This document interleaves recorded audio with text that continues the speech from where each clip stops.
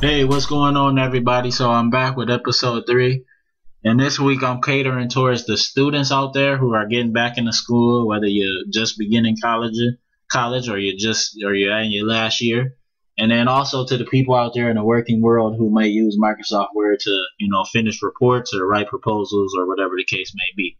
These tips are for you to increase your productivity and effectiveness with the tool.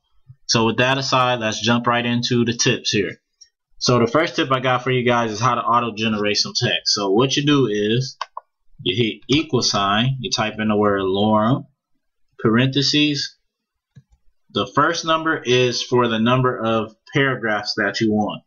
The second number is the number of sentences that you want in that paragraph. Then you hit enter. Now you got a nice body of text right there that you didn't have to just type a bunch of gibberish. You just got a nice clean body of text that's lined up. It's all correct. It's Latin, so it won't make any sense to you unless you speak Latin. So you got this nice body of text. Now you may say, well, Nick, what can I use this for? So if you want to look at the structure of a document, you can auto generate some text to come up with your own structure, or if you're building a template for someone, you can use this to build a template.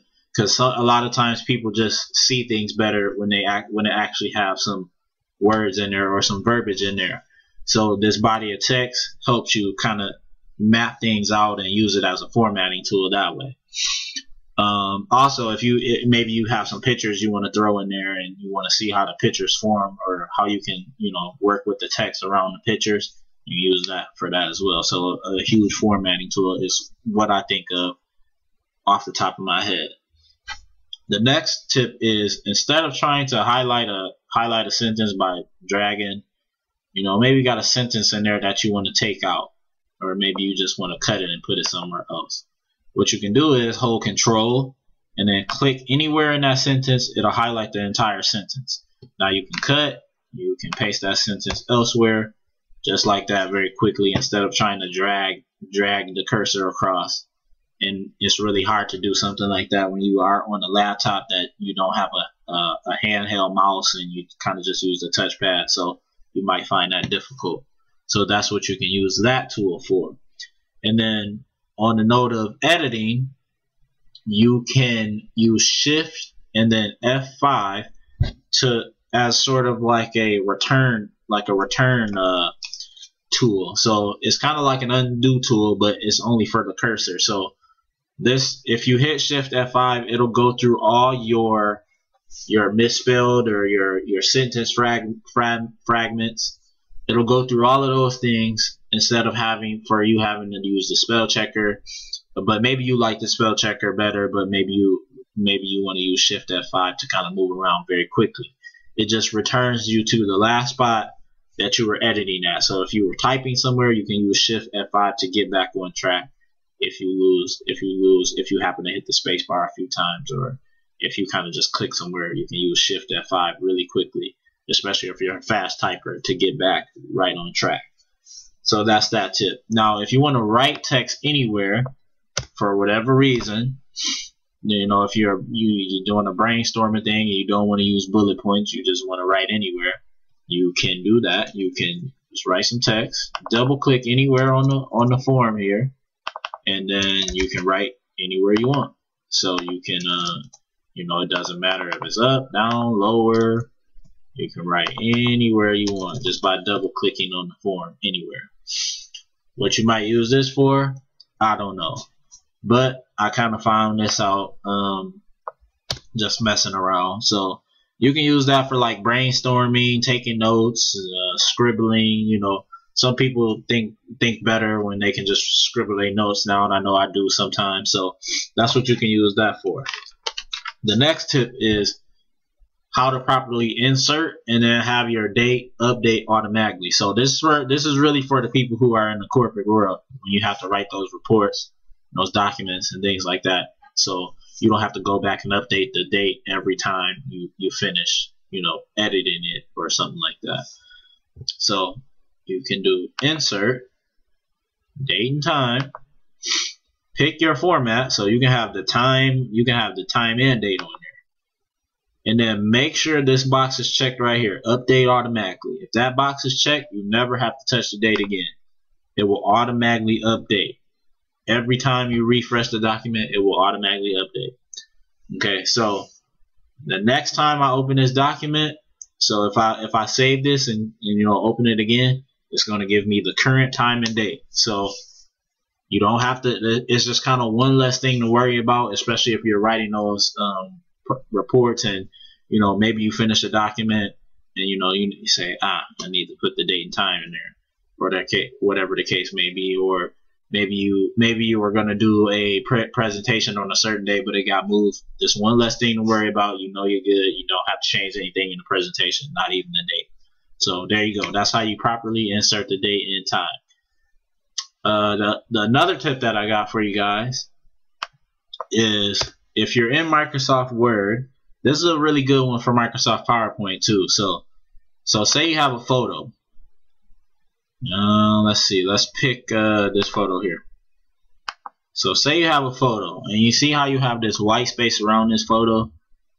Now what you can do is you could go back to the last video. You can use the snipping tool, cut the white space out. Yes, you could do that.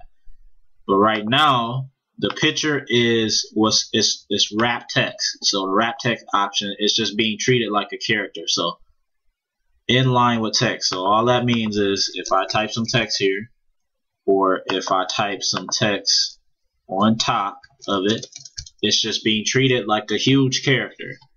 So now we don't want it like that, because it can only be above or below. We can't move it anywhere we want, and if we do, it's not formatted right. So you can use the wrap text option under picture tools to have it behind the text or in front of the text.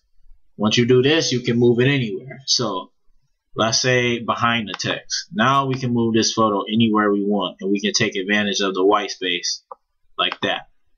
So now you would have never known that the picture is actually wider than what it seems. So you can use that to do that. I like that tool a lot, because it makes you take advantage of the entire real estate of the screen. So that's what that's for. The other tool is, the other tip that I got for you, and my last tip that I got for you, is this guy right here. So the selection pane.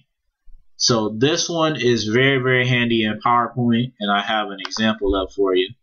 So what you can do with that is, if you click arrange here in PowerPoint, and these are just some posters that I created for MillerCoors when I was an intern there.